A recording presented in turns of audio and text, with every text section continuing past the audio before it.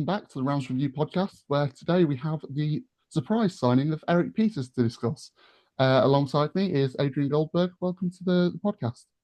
How are you doing, Jack? Good to speak to you, and looking forward to challenging the mighty Rams before the end of the season, and happy to have a chat with you about Erik Pieters, who had a couple of seasons at the Hawthorns recently. Yeah, so he's been without a club to play for really since leaving, but obviously there were those spells training with Luton and Middlesbrough before this one at Moor Farm, which has led to a contract. But kind of what are your core memories of Erik Pieters as a West Bromwich Albion player? Well, it was a strange signing for us because I think he was without a club when he signed for us as well. And we were going through a period when Steve Bruce seemed to be signing players essentially who he knew. This may be the stuff of myth and legend, but the rumour went that he lived next door to Erik Pieters at his house in the West Midlands, and noticed Erik Pieters mowing his lawn and put his head over the garden fence and said, "Oh, how you doing, Erik? What you up to?" And Erik Pieters said, "Well, I haven't got a club at the moment, Steve." And Steve Bruce said, "Oh, well, I'll tell you what, come down to West Brom and we'll give you a contract." As I say, that may be the stuff of myth and legend, but it kind of chimes, if it's not literally true, it chimes with how we seem to be making our signings in the Steve Bruce era, all a little bit haphazard. And there were no great expectations when we signed Erik Pieters. But to be fair, I think he'd had a terrific career at Stoke City, perhaps less so at Burnley, but then had a very steady season for us, playing 36 games in his first season for us, tailed away in his second season, but was never less than an honest player, generally playing either left centre-back in a four or playing left-back sometimes as well. But just a kind of good, honest player. Albion, as you know, a team who are looking to get out of the division at the right end of it, and perhaps not quite good enough for a team that are knocking on the door or hoping to be knocking on the door of the Premier League. But from what I've seen in the Championship this season, subject to his fitness being up to the mark, then I would say he could certainly do a job, towards the bottom end of the table. I'm not being patronising when I say that, but, that's the reality of Derby's situation at the moment. It is indeed. And I think when I saw this earlier, I thought that really they've got the squad space, it's a short-term deal. Why not roll the dice, really, do everything they can to try and stay in the division? And, in Erik Pieters, John Eustace has brought in an experienced head. Where would you say his best position is? Could you see him because John Eustace has deployed a kind of 3/5 at the back. Would you imagine he'd be on the left of that back three or at wing back? Yeah. And so he could either be the left of the three. If you play a 5, he's not going to be galloping up the wing. He's not going to be overlapping and getting the crosses in. I can tell you that. Speed at this stage in his career is not his asset, but he could certainly play on the left of a 3. And equally, if you play a 4, I suggest he'd probably be playing left back in the 4. But he's not a player who makes silly errors. He's not a player who goes missing in action. He puts his body on the line. So if you're under pressure, I think he's a player who can do a very good job for you. As I say, it's all subject to his fitness. And obviously, John Eustace will have a good eye on that. But I think that if it's a kind of muck and nettles game, if it's a game where you need a loud voice at the back, where you need a bit of organisation and you need some bravery, then I think Pieters could be a very good signing.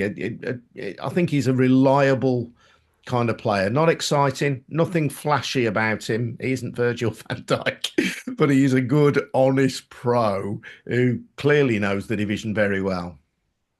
Yeah, that sounds to me like really exactly what Derby need at this moment in time. Somebody to come in and be another leader in that team. I wonder, we don't know for sure on fitness of other players as well. I imagine for them signing him, they've got to think he's somewhat up to scratch.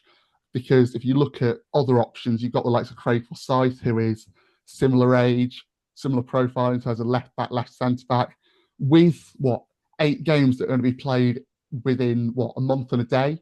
I wonder whether there's going to be a bit of rotation there as well, to be honest. But yeah, it seems to me like a really, really positive move to add that bit of cover. I Yeah, guess. well, I mean, I think he'll potentially do you for squad rotation. I mean, clearly, as you say, we've got this incredible rash of matches between now and the end of the season. Games on Good Friday, Easter Monday. It's going to be a really hectic schedule. So you might just need cover for players who are weary. I think perhaps it's slightly different for defenders, but it is difficult for players to sustain the physical intensity and the mental intensity, I think, of playing 3 games in 8 days. I think we'd all recognise that in the championship. But also, if you're 1-0 up and trying to hold on to a lead and you need to shore things up, bring on an extra defender, then Erik Pieters could be your man. And you look at the managers who've signed him, Steve Bruce at West Brom, Tony Pulis had him for years at Stoke City. He most recently was playing at Luton Town. You know, he's a kind of player who's been associated with some of the less glamorous clubs, shall we say, but who has been signed by coaches who value his integrity as a player, coaches who are not looking for fancy dans, but clubs and players where you're looking at salt of the earth kind of professionals and the kind of guys who won't let you down. And I think that's very much where Erik Pieters fits into it. Yeah, he seems to embody what's become John Eustace's mantra over the last few weeks of the club and the players being fighters, not victims, really, in terms of that leadership and being ready to stand up and be counted. I was Yeah. just, obviously, we talked about pace and so on. I was just looking at some of his kind of stats on the ball. What's he like in possession? I think he's unfussy. He's not a player who's going to deliver you 40, 50-yard pinged passes up the field. I think he's a player who's essentially will get rid of it, really. Not necessarily in a kind of lump it up the field kind of way. I mean, he can play a decent short pass, but he's not the kind of centre back who is going to play a magnificent diagonal pass that's going to set you on the route to a counter attack. But he's tidy in possession. I mean, he's better than just a lump it down the field merchant. So I think he's a neat and tidy player who will look for feet and look to play it short if you've got players in your midfield who are gonna come looking for it. And I have to ask you before we go, obviously, West Brom and Derby still to face each other this season. West Brom firmly in this playoff hunt. How do you think the rest of the season is going to go, and what are your thoughts ahead of that one, which is obviously still a little while away? Yeah, well, it's a strange transition for us, having lost Carlos Corberan, and Corberan played a very slow and patient style of football. He did a great job in his 2 years at the Hawthorns, but I think by the end of his time, and remember he left on Christmas Eve to go to Valencia, where he's also done very well. But by the end of his time at the Hawthorns, maybe there was a little bit of weariness creeping in amongst the fans, maybe a desire for a bit more excitement, a bit more front foot football.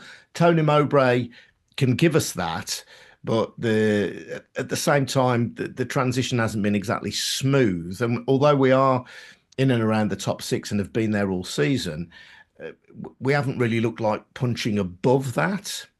So I think if we can make 6th, maybe even make 5th, we'll be doing well. I think we will just about do that. But I think, we're not going to be steamrolling teams between now and the end of the season. That said, and, I say, I don't mean this disrespectfully to Derby, great club, great support and all that. Derby is a game that we would be looking to win and expecting to win. So you can expect a few grumbles from the Hawthorns crowd if we don't put you to the sword. Brilliant, Adrian. But Thanks look, so much. listen, let me say, sorry to interrupt, Yeah. but, obviously I want us to beat you when we play you, but, I really want Derby to stay up in the Championship. It's a great away day, some great pubs in Derby. Yeah. Always love coming to Pride Park for a visit as an away fan. So fingers crossed, I'll be hoping you can make it. Yeah, thank you so much for your time. I should before I let you go, just let you talk a little bit about your podcast and so on. Where can we find you? Yeah, so my podcast that I make with a guy called Chris Lepkowski is called The Liquidator, and I would also urge you to look out for another podcast I make. I make a podcast about football finance and the way the game is run, called Where's the Money Gone, with a guy called Charlie Methven, who you may remember from the Sunderland Till I Die television program. In real life, he's a very different character. He's Charlie. He's now the chief executive of Charlton. So, Where's the Money Gone? Comes out on Tuesdays. And I've written a book called Where's the Money Gone, which is about my journey as a football fan and as a football writer. And that will be coming out in the summer on Byline Books. So, Where's the Money Gone? Keep an eye out for it. Brilliant. I'll find the link and we'll put it all under the video and audio and so on. So yes, thank you so much and good luck for the rest of the season, apart from, of course, Easter Monday. All right. Cheers, mate. Take care. See you later.